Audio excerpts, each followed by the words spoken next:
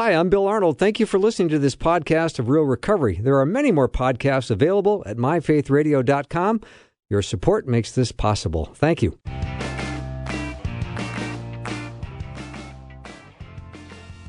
Welcome to Real Recovery. Bill Arnold on this side of the studio, and just across the way, a man who made it all the way to 6th grade without one felony conviction, George P. Fraser. Hello, George. That is correct. Yeah, conviction. I have never been convicted of a felony. That's true. Anybody can get indicted.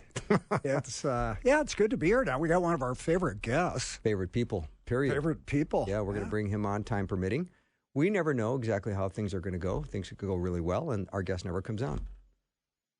That could happen tonight as well. It could, because you've got that little sparkle in your eye tonight, George. I do. Yeah, because last week, I have to say, you did an amazing, outstanding job on the show. I thought you've never been better. And I heard from listeners that said the same thing. That was me. I got you? I did a okay. few. But you know what's interesting, and I've always loved doing the show, as you know, being sober and able to do the show and safe. But when we go back and revisit our friends, and one of the things I think about when I'm at night and thinking about how great my life has gone, all the people that made it up, you and tonight, Tommy and Dave Johnson from last week it was great. Lost Sheep Ministries. Yeah. And you think about, gosh, I got to be a part of this, and I didn't want to do any of it. And so I'm really grateful. That's it? That's it. It's your show. Yeah. No, but you know what I mean? And you think about that as we get older every year and we look back and reflect. I think it's really a gratitude deal for me. There's no surprises. I mean, and well, hopefully not tonight. No, either. not tonight. But we move in community, and this is how we build each other up. This is how we support each other. This is how we speak truth to one another. And this is how we maintain not only a great program of recovery, but a joy of the Lord. It is. And tonight, Today? or yesterday, whatever time it is, I was thinking about you had a connection here with Tom for me. Yes. And tell that story, George. That's interesting. Do you really want me to tell the story? Yeah. Well, do you remember it? Yes, I do remember it. It's not my best moment. All right. It turned out pretty well so far. You called me and said a friend of yours had gotten out of rehab and needed a mentor. Mm-hmm. And I said I was full with mentees. And you said, well, the guy played hockey. And I said, yeah. Good. You go for Grand Rapids and then captain of the University of Minnesota. I go, who was it? And you told me. I said, I remember that guy. He was really good, but I'm full. And sure, he's a great guy. And then you said he plays golf. And I said, who doesn't? And you said, well, he plays at a place called Spring Hill Country Club. Well, I had never gotten on there, so I know the Lord was leading me. Sign me up. And I said, have him call me. Yeah. So when he did, I told him that story verbatim, and he goes, you're the right guy for me. Yeah. And as he says, giddy up, it's been a good ride ever since. Yeah, no kidding. Full speed. Yeah. He's one guy that has been willing to do things the way they're laid out in recovery and in the Bible study. And as you know, I don't work with guys unless they're willing to go to an accountability meeting every week and go to a study on the 12 steps beforehand, and a Bible study. And the other thing that doesn't make me look good is he said he'd go to the Bible study, and I go, by the way, the entry fee for the Bible study is $500. So he showed up with a check, laid it on the table for everybody to see. And he goes, George, I don't know how to spell your last name, which really made me look good. And but the willingness there and the joy. I have always said that my recovery needs to be more fun than my using. Yeah. With Tommy, we've had to reel that back a couple times but the joy he brings into a room is like nobody else I know. Yeah, no one lights up a room quite like him. Yes. And how many years sobriety, George? We're on a roll right now, you and me, so Tommy might not make the program. But anyway, go ahead. How many years I sobriety? think Tommy was just 13 or 14. Yeah, I think it's 14. 11? 11. It was 11. Right. But he had 25 years before, which is remarkable, and we'll talk about that. That never happens. Yeah. Now, we're going to cover a step before we bring Tom on. But also, George, I want to include Tom in the step discussion. But I look at all the steps, and I think Tom has really done an amazing job with every step. I think he wants to talk about step 1 today, but I see him in step 12 all day long. Couldn't have said that better. And of course, that's carrying the message and practicing these principles in all our affairs. Mm-hmm. And Tom, when I tell my guys that I work with, I want you to meet Tom. I want you to meet my friends. And when you meet Tom, whether you're a lowly chemical dependency counselor or chairman of Cargill or Target, you're his friend. You're in the group. Yep. And there's nothing he won't do for people. And he's the kindest guy. I've never heard him say a bad thing about anybody. And I remember getting into our Bible study. Now we do it over the phone because we did that at COVID. And Tony Larson, who's in there, that's been on our show, said, "There's not a better Christian I know than Tom Rusty." Wow, that's really impressive. Yeah, quite. Well, he's out there a little. Tony's kind of out there, but yeah, it's true. Yeah. But his level of joy and his ability to connect with anybody and everybody is so rare. And so really, I'm proud to call him a friend, and I'm proud to come alongside him, and I'm unbelievably thrilled that you two connected when you did. Was that 12 years ago, 11 years ago? Yeah, and it was just amazing. I haven't seen Spring Hill in a while. That's okay. Because we played in the guest, and I played so bad, the member guest, he said, pick up that tee that says Spring Hill on it and save it because you won't be seeing another one. And it was a nice moment. No, when you work with other people, it helps you because the way I do it anyway is we're equals. And Tom has given me great feedback on things. He's one of my go-to guys. Nice. He's not quite at Gene Purdy's level athletics-wise. I get it. You know, Yep. but pretty close. But it's been fun. So we wanted to talk about step 1, and we want Just to get. So you know, we lost 99% of our audience with that last comment because no one knows who Gene is. We do. The three of us do, but that's all. I think you don't even know who he is, do you, Ryan? No, he doesn't know. No, we didn't turn on his mic for obvious reasons. So step 1 is we admitted we're powerless over drugs and alcohol and our life's unmanageable. And really what we learn is we're powerless over everything. My next breath comes at the mercy of an all-sovereign God. Tom, you wanted to talk about step 1. What are your ideas on it? And welcome to the show. Yeah, thanks, guys. The only thing I'll add is George did cash the check from Bible study, so as surprised I was to write it, I was more surprised when it cleared. Yeah. Step 1, why that it starts with me is because for so long I played God, and the more his gifts he gave me, and I had success from those, I took credit for those, and my life never got better. He blessed me with some talent in sports, and pretty soon I thought I was better than I was and better than other people, and then he just kind of took those gifts away and put the rock of, for me, my addiction to alcohol is a daily addiction, and I think for me with my relationship with God, it's just a reminder that without him, I'm nothing. And so by recognizing this rock I have to carry and look to him to be my solution has given me a path for a much better life. How do you walk that out on a daily basis, Tom? You just start with gratitude more than anything else. I use the analysis or the analogy, with your recovery, George, or your battle with cancer and the uneasiness you have every 6 months when you go in to get the test and you turn it over to God, but there's that uneasiness. I look at ours as a daily reprieve, like a call from my doctor saying, you're cancer free, or you're, how can you continue that day without just that total feeling of joy that my cancer is free today? I've given that gift of sobriety. And so when you look at life, how can it not be just joy? I love that. Is there anything you do in your life that you don't want to do it, but afterwards you're glad you did it? Yeah, I mean, like playing golf with you that day. I mean, Touche.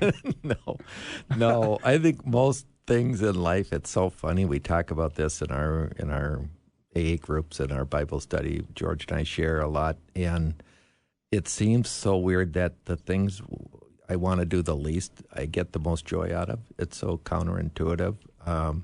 It's easy to say, hey, let's go to a Gopher football game or go to a Gopher hockey game or go play golf.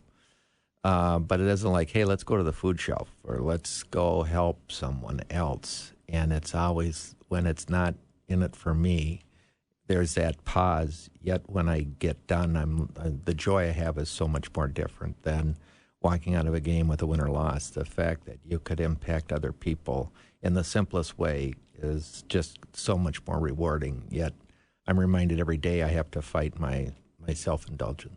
Mm-hmm. I love that. It's a program of action, right? Just thinking it doesn't really help. No, for sure. And you talked about my first 20-some years of sobriety. Really, it was, I didn't really walk a sober life. I didn't drink, but I was very selfish in my recovery. And I think I left all of the joys and fruits of what I've experienced the last 11 years in my sobriety because of acting out and walking. My faith is better. I'm a better person. I'm helping more people. My family's better. My marriage is better. Just a number of things. And so it is. Life is action. And so is recovery. And certainly in my faith and my recovery, it's been, I've done a great deal. Somebody starting out listening to our program that might be in and out of recovery, what would you share with them? Get lucky enough to find the right guy to be your sponsor. I mean, Billy connecting me with George is just a God thing. And I think that's really critical, that you find someone, doesn't necessarily be the best friend or a brother or someone, but someone that really genuinely understands what you're going through and that you have a connection with. And for us, George and I have such passion for hockey, for golf and sports and just life in general. We're both full of life, that there was that immediate connection and then the willingness to just be vulnerable, to listen and do whatever he says. And so to me, the best thing I could offer is just listen to that sponsor, that advisor, that life coach, and heed his advice and just try it. You have nothing to lose because clearly your life isn't where you want it to be. Like Bob Bazance would say, no one goes into treatment on a winning streak. So, And Tom, that would require some humility, wouldn't it, to sort of take someone's counsel and kind of do what he says that you should do. That takes humility. It really does. And I think so often these people are always being talked down to because they're just not, they're obviously their life isn't working for them. And so everyone's trying to tell them what they need to do. And they're probably not wrong, but he's heard it enough. And so we use the phrase, it's a game of attraction rather than promotion in AA. And I think our approach when George sits down and talks to me or the first guy, I kind of share my story where I'm at in my faith and in my recovery and not saying, you need to be like me, but the takeaway is, geez, I kind of want what you have. Right. And that sounds a lot different than, you need to do this, things I'm doing, and have him look at it and say, that's something I want, not something that I need to go get. So good. We're going to take a little break, but before we go to break, I do want to pass on a quote that I got from a friend this last week. The gentleman's name is Art Mandeline, and he said this: "We do not draw people to Christ by loudly discrediting what they believe, by telling them how wrong they are and how right we are, but by showing them a light that is so lovely they want with all their hearts to know the source of it." Beautiful. Yeah. That is nice. Yeah. We'll take a little break. You're listening to Real Recovery with Bill and George. Our special guest, Tom, is with us in studio. We've got Ryan on the board, so we are all ready to go. We'll be right back.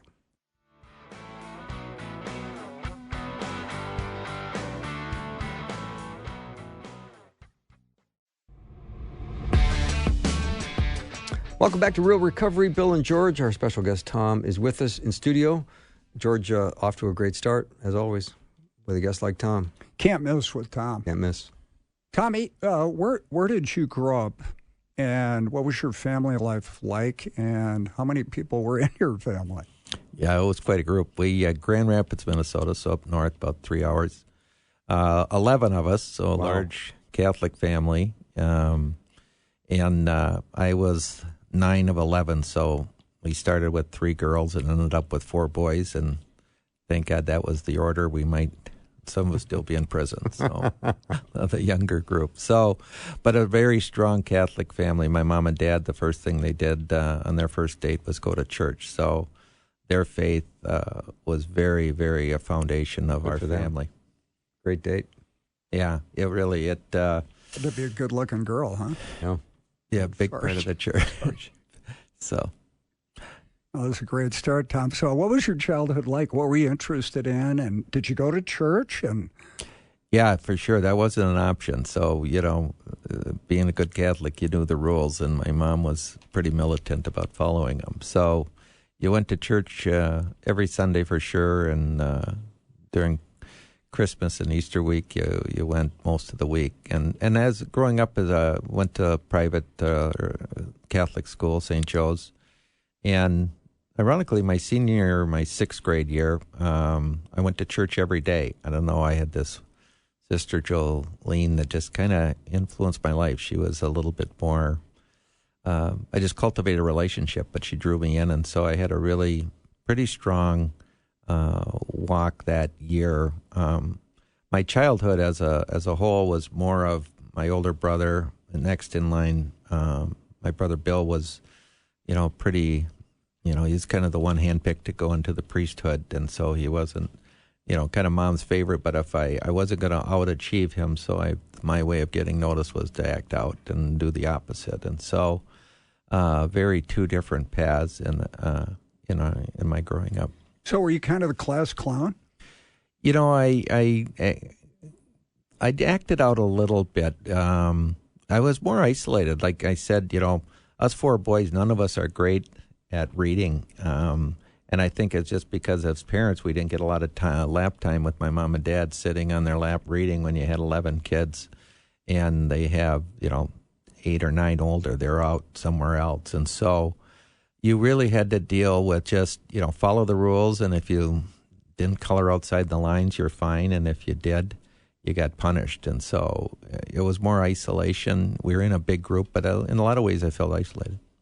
And I would say, Tom, that whether you were Catholic or Lutheran or Presbyterian, there are a lot of people that were committed to their church that made sure their kids were in church every week. Oh yeah, no, we laugh, like my sister Carol, and her and I have a great sense of humor together. But they'd have their veil in their hair, and they'd have the white gloves. They'd have to go, and we're 3 blocks from the church, but we have to ride, take 3 cars for some reason, walking. That didn't make sense. I don't know, go figure that. But she was always the last to get to the box to grab her veil and gloves, and she goes, normally there'd be 2 left-handed gloves, so I'd wear one and carry the other one in my other hand, like I didn't have time to put it on. So the story there is, on the outside, it looked like a great, wonderful family, and on inside, it wasn't the house was burning, but you just had a lot of issues, and I think I was forced to deal with a lot of issues on my own because, with 11 of them, you can't have 11 people coming to the table with their issues. So you had to kind of, it was, and I don't want to give it a bad, we have a wonderful relationship. All 11 of us get along incredibly well. So that's a God thing with my mom and dad, setting that tone for us. And we absolutely love getting together. But, it was, life was just kind of a challenge for everybody. And for me, following the Catholic rules was not always the easiest. And as I got older, I got more independent and kind of walked a different path. Tom, did you find that you became a problem solver, though? Because you had to solve problems on your own. And now today you're this brilliant businessman. So I go, all right, there was something that was gained in a significant way by this.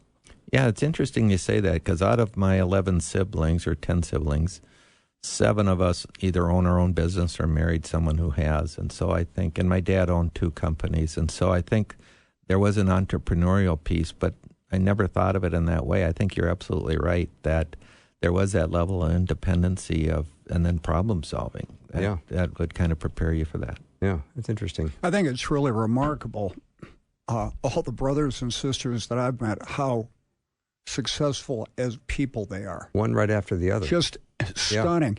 Yeah. So when did you start playing hockey and sports? How old were you? I kind of just followed my brothers to the rink. There was 6 of us, and I was in the middle, and I was probably 4 when I, put on my first pair of skates, and I didn't get my own pair till I was probably a bantam, so you wore hand-me-downs all the way through. And kind of a funny story, my brother Bill and I played on the same team most of the time all the way up, and we only had one set of elbow pads and one cup for the two of us, and so you had to kind of do paper, scissors, rock, who got what, And so Coach Ted Brill, who's just an awesome guy, was a peewee. He's like, "Tommy, you got to get out and penalty kill." I'm like, "I can't. Bill's got the cup today." He's like, "You're kidding me. Tell your parents." So, today we're spending $600 on hockey sticks, and we couldn't put the equipment together. So it's kind of funny, but. It just was part of it. My dad grew up in a small town in North Dakota, and he was a pretty good athlete as well, but no hockey or at all. But in Grand Rapids, I was fortunate enough to play at a time where Iron Range hockey was kind of the Friday night lights of the Cowboys in Dallas in football. The identity of every town was really identified by their hockey team, whether, with the Eveleth and International Falls, and you go Greenway and Hibbing and Virginia up and down the range. There's so much history. So kind of going to the games where everyone, it was sold out, it was easy to get hooked on hockey for sure. So that was northern Minnesota, and you would later go on to become captain of the University of Minnesota Gophers, and 3 other brothers were captains of college teams. You went University of Minnesota, Duluth, Notre Dame, and St. John's. Very successful. So this helped you in life because you were good. You had a lot of friends. At what age did you start using, Tom? I think I had my first beer in 10th grade. I can kind of think back. It was like March of my sophomore year. And I think that was the first time I ever gotten drunk, actually. And but I remember drinking for that first time and how it made me feel. And it was very euphoric. Like, this is kind of a game changer. It's always interesting to me, Bill, that we can always remember the first time we got high or got a little drunk. Maybe not our first drinks, but when that got the feeling, my guess is you knew you were going to be doing it again. Yeah, it was, like I said, it just clicked. I mean, I think we all, as people growing up, you are your worst critic, and we constantly judge our insides against other people's outsides. And so alcohol filled that hole pretty fast for me, and was there was just great peace and joy in something that was not really good for me in the long run. So you kind of held it together through high school? I did. The drinking wasn't allowed, and so my mom and dad ran a pretty strict house, so you had to be kind of elusive at best. And so I was fortunate enough, or unfortunate, like in many things when you make mistakes, the sooner you fall, the better, because the longer you get away with it, the farther the fall at the end. And so I got through high school drinking in and out here and there, not a ton, but enough where it wasn't constructive, and I could see a pattern going. So you go to the University of Minnesota freshman year, full ride hockey scholarship, coming off probably the best high school player in the state at the time in Minnesota, Bill, which is huge. And you're going to the big city, and how'd you do it? How'd you handle that? Having all that independence, it was, it was Katie barred the door, because, it just gave me the freedom. Now you're old enough to drink. You're on your own. You don't have to answer to anyone. I was fortunate enough to play on a really good team and have a really successful season. And so all this freedom and independence was combined with success in my mind of what was good. So to stop and say, geez, is this the right path for me? Am I doing the right thing? I probably knew deep down I shouldn't be drinking as often as I do, but I just continued to... My life hadn't experienced enough setbacks to force me to take pause or others to step in. There's a great story you told about going home to see your dad after your first semester at college. Do you want to hear that? Oh, I love this story. Oh, it's just terrible. So anyway, you had mentioned my brother Bill and John played at UMD and Notre Dame, and both were kind of honor students and could handle the the curriculum as well as the demand of playing college athletics. And so we were on quarters back in the U in the early 80s. And so in spring quarter, I only took 3 classes versus 4 because I had kind of had enough to stay eligible, which was really the focus versus trying to make the dean's list. So I think I had Greek mythology, I had Psych 101, and some other class. And so I didn't have a great quarter. I was getting some of the work done. I thought I'd be fine and did okay, but I clearly was absent more than I was present. And so being on scholarship, I'd usually get my report card to me at the dorm, but they sent it up to my dad's office in Grand Rapids. And so I get a call to swing by his office after work. I'm working at the paper mill, and so I'm like, well, this isn't going to be good because he doesn't usually ask for that. So I get there, and he shows me this report card that's got 3 grades, and I got a C and 2 Ds, and I can see I'm a little bit of a box with Billy and Johnny being able to pull it off. He says, so what do you got to say for yourself?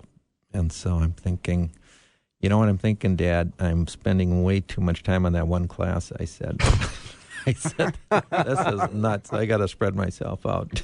And he's kind of, I saw his belly shake a little. I like, I think I got him. And he's like, we're not going to have this conversation. I go, no, loud and clear, Dad. I hear you, loud and clear. And you didn't. You got pretty good grades after that.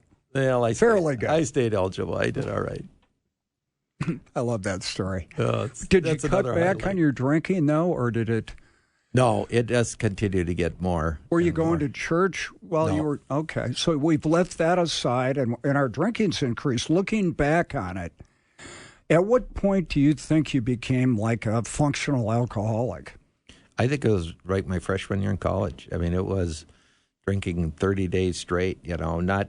And I wouldn't be a guy to get up in the morning and drink, but when it was, happy hour or, in spring after, when you don't have hockey, let's go grab a 12-pack and play, backyard football or let's go to the bar. So when the window was there, I jumped in it pretty fast. And so it was more when I started, not so much when I started, just when I started, I didn't stop till I was done.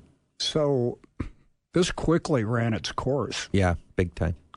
And some of your friends got together. Was it your senior year or was it after that? It was after that. So I had finished my career at the U, and then I played a year over in Europe, in Germany, and played for the North Stars farm team and Islanders in Indianapolis. And so I was back here, started a career in the insurance business, and then 3 years into that is when, I had a DUI, and then the walls started closing in. So at what point was there this moment where you said, if I don't stop, this is just going to get worse and worse? I remember walking into St. Mary's. This would have been November on my birthday in 1989. And I just kind of, after had a mini intervention with some of my brothers and friends, and it was like, let's just go do an assessment, And so when I walked through the doors at St. Mary's, I just kind of broke down like the gig's up, and it's this feeling of surrender hit me. All right, we'll take a little break. We'll come back and continue to hear Tom's story. You're listening to Real Recovery with Bill and George. We'll be right back.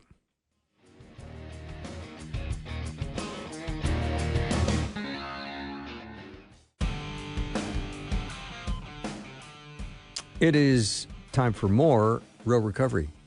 George P. Fraser and myself, Bill Arnold, is here with Tom, and we are hearing his amazing story. And it's really remarkable. He finally reaches a point where treatment has to take place, and he says the gig is up, and he starts treatment, and then it produces an incredible long run of sobriety. But there's still something not 100% in place. Well, I think, one thing that's very easy to overlook, Bill, and this is true, he was the guy. Every kid in the state of Minnesota who played hockey wanted to be captain of the Gophers. This guy has. He goes down to school. He's really good. He's playing pro hockey. I think if I could play hockey like you did, Tom, I would have not gotten sober. I would have died. And so the fact that somebody can have the humility of going through a treatment center like St. Mary's, which is in Minnesota, and acquire the humility and go out. And I think your mom said something to you during Family Week that kind of changed this for you. Yeah, it was. Back then, Family Week was very different. They had, in my case, 11 siblings or 10 siblings, and a good friend of mine was part of the group.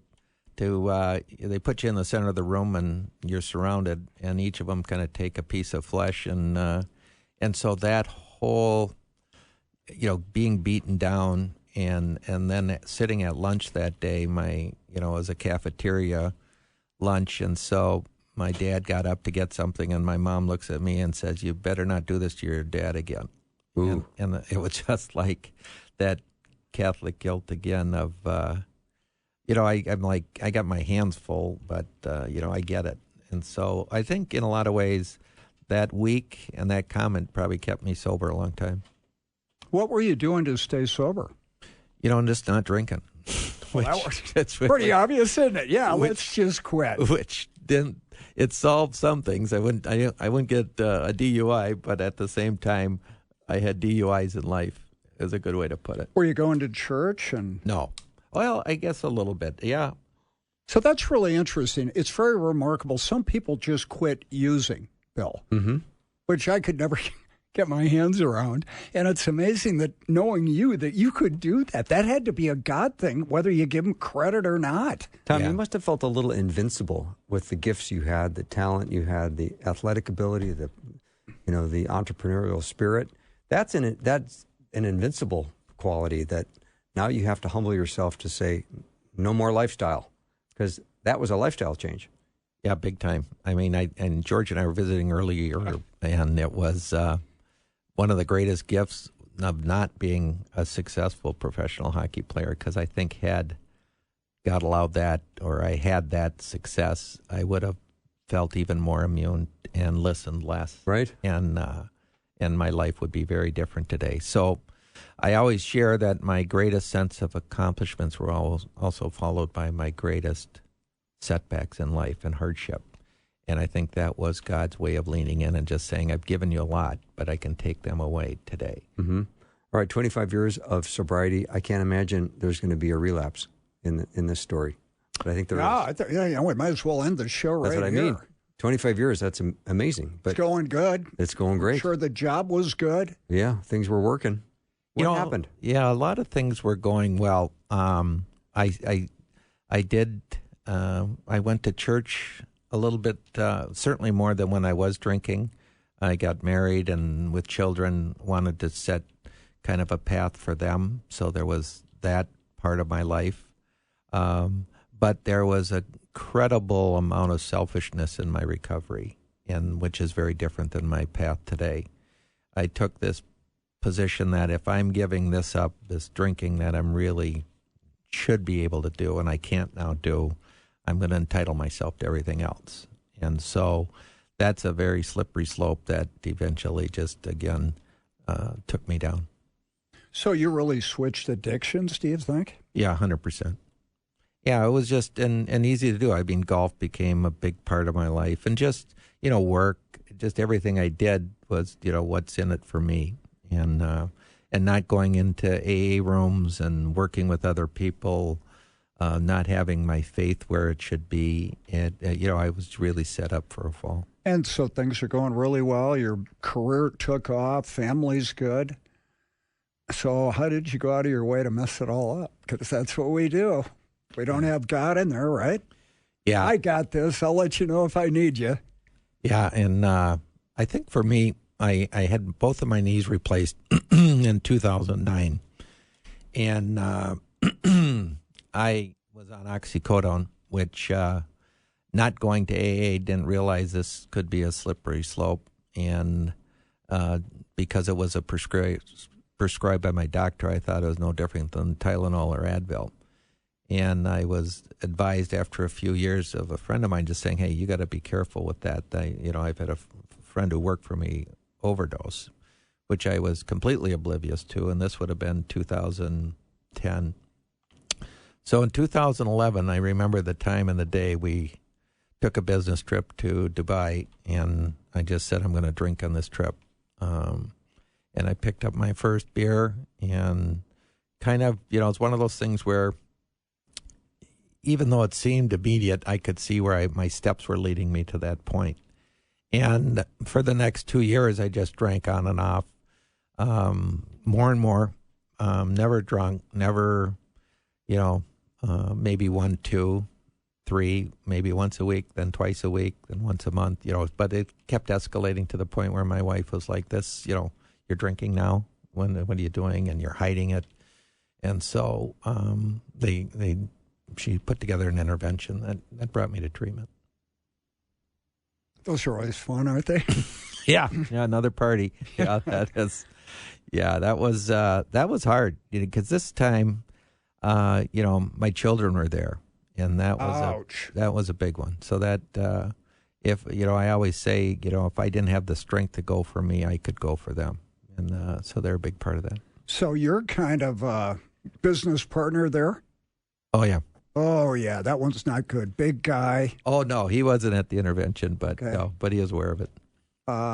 So now you're going to start growing in your faith, and now you got to deal with George. Because you've got he's got to go to rehab first. Well, no, but after rehab. Because I couldn't deal with somebody like that. No. We're getting on the other side of rehab right now. Okay. Yeah.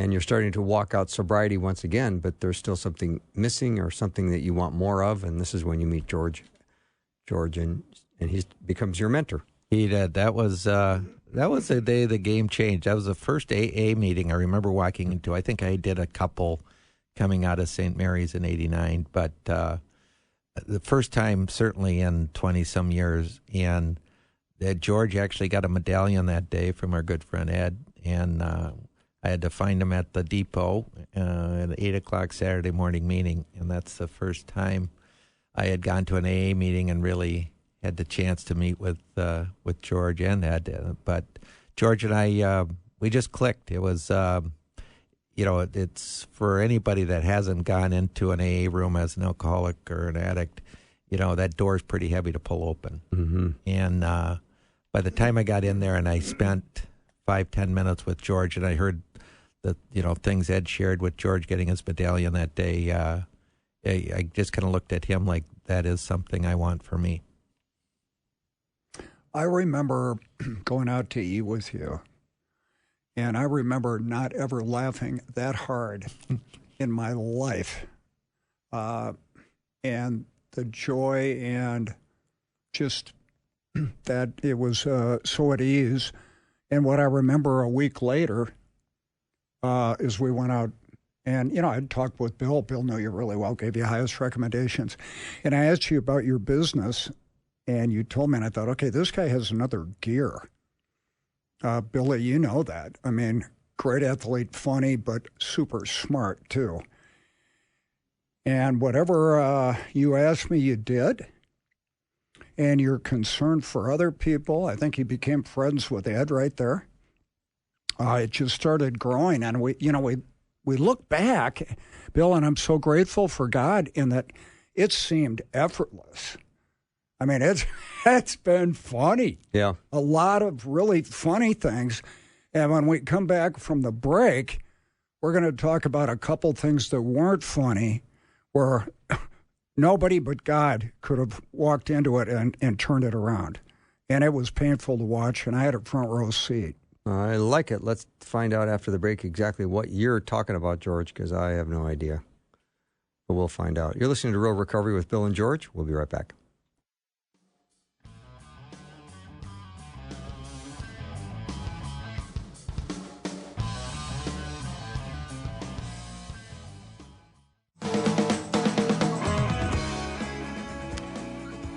We are back with Real Recovery, Bill and George. We've got Tom telling an incredible story of his walk through sobriety and through relapse. And George, now we're at a point where he is really growing in his faith and committed to Bible study and to meetings and everything else. It's remarkable. So, Tom, what were you doing when you started this chapter of recovery? I after just sitting down with you, we really just jumped in and you had, 3 things that you expected of me, and that is to go to meetings, read the big book, eventually get, sponsor other people, But really, it was those three things, and with the Bible study becoming more and more of a focus of our relationship. It's like sobriety's there, but it's kind of like God is is kind of in the lead of all of our Bible studies and our AA. It just it's created that bond. So God had a plan for you to get sober, and there were some immediate benefits for you: peace of mind, gratitude. Tom's doing well. Bunch of new friends, one of which who later became a Christian. But there was a rocky road ahead that was very painful. Can you tell us that story? Again, like I think God's plan, let's get my footing there. And I shared earlier how my children looking me in the eye like you need to go to treatment and giving me the strength to go. Especially my daughter Clara, who was suffering with her addiction at the same time, and she was probably in her 18, 19, 20 years old, and really struggling in her recovery, or not in her addiction, I should say. And so having a front row seat, like you had mentioned before, Joe, I often remember just talking to George, what can I do? I can see this addiction just getting worse and worse with drugs and the damage she's causing herself. And I remember specifically, he said that we just got to keep her alive, whatever that looks like. I remember that. A lot of prayer, and you're helpless. Yeah, that was probably the most, epiphany for me. There's nothing I can do with all the gifts I've been given other than just turning it over to God and put it in His hands. The power of prayer for her. And I'm often reminded, just having the joy of looking at where she is today, of how I would have sold her short if I would have asked for my prayers to be answered for her versus what God had given her today. The impact she's having on other people's lives in recovery and just in general is a gift I could have never imagined that she would be able to offer me and so many others. So you just wanted her to get sober and stay alive. What were God's plans? Interesting enough, it led me to opening 2 sober homes for women with a partner of mine, Pat Flanagan. I just saw a huge need in that space, just with Clara's experiences in some of these sober home facilities. There was a lack of sober homes for women, and I think just the quality of what they were offering. And so it really gave me a chance to lean in there. And so I think that was a God thing, pulling me in there to help. And then seeing Clara in her sobriety getting sober, and now working closely with our Lionhouse Sober Homes, working with these women. And we have probably 20 women that we're taking or are in our care for each month, and she works with them every week. Stunning. It's so significant that this is happening, and that this is being driven by the opportunities, Tom, that you've helped to create, and then the ways in which God is working in her life. And probably wouldn't have ever happened if Dad wasn't going to be sober and faith-filled. Well, that is, but that's not all. There's more. Really? You sound like a late-night pitchman. Well, that's kind of what this is. But the person he's partnering with, early in Tom's sobriety, he got a phone call from a family member that this person needed help, and Tom went out of his way to go get him, went up a staircase, and wound up getting this person into rehab. He didn't get sober right away, like most of us don't, but he did, and then he's partnering with Tom in these sober houses for women. And you watch that and go, okay, we just wanted to get sober and keep the family and stay out of jail and blah, blah, blah. And look what God does with it. It's stunning to me. Yeah, that is amazing. I mean, I specifically remember I've never been on a 12-step call or been asked to. And so this was fairly early in my recovery. And before, when I had 20-some years, no one knew I was, the people in the rooms wouldn't know who to call because I wasn't in the room. So I was the worst 12-step guy in the game.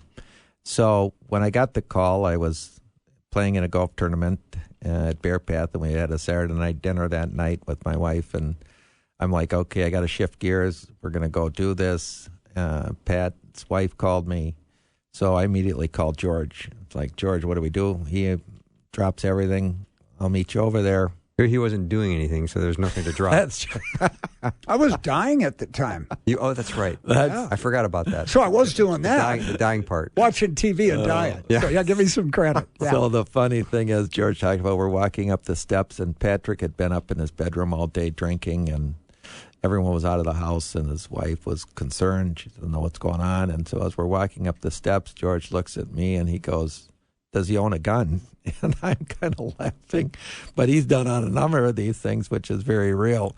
I said, I don't know, but just stay behind me. We'll keep going. And so sure enough, we got up there, and George was really good taking the lead, and we did get him into detox. And like I said, it wasn't a one and done. It rarely is a straight line of success, but the impact Patrick's had on so many men and women, it's just it's incredible, and he still does it today, and we're expanding, and it's just, you look at where this started and where we are, it's just only God could have pulled it off. Mm-hmm. Tom, what we always say in this program is God doesn't save us and help us get sober without having a job for us to do. And when I look at what he's done in your life and Patrick's and Clara, it just lines right up. And if you're struggling with getting sober, remember, it's not about you. It's a lot bigger than that. But it starts with you getting sober, making a commitment for Christ, and finding some people that are like-minded that do what you need to do. You don't have to reinvent the wheel. Just do what they're doing. And pray to God for the power, strength, and desire to do it, and the willingness. And what happens, you won't believe what happens. And this show that we got to see, Bill, in real time, live and in color, it really helps my faith. Yeah. So, Tom, just with a couple minutes we have left remaining, if people are disappointed that their loved ones have relapsed, maybe you would give a word of encouragement.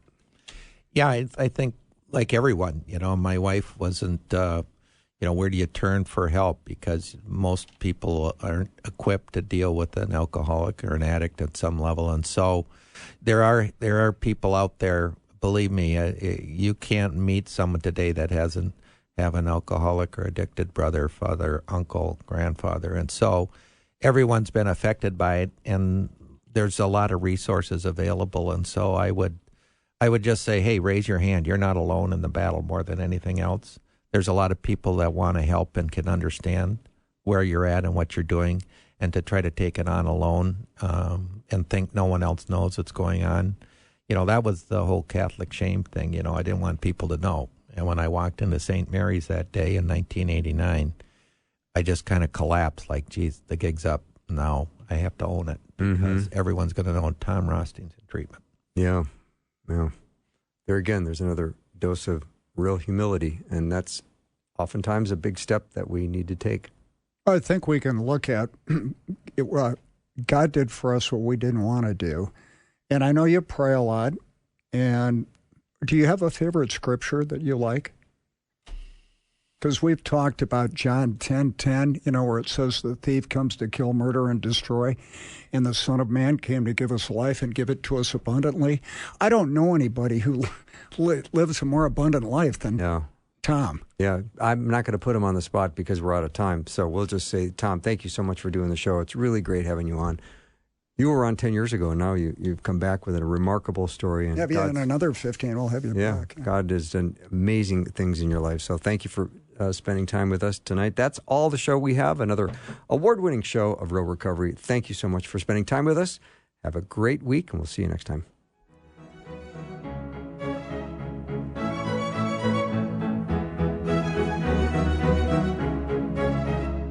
Thanks for listening. Programming like this is made available through your support. Information available at myfaithradio.com.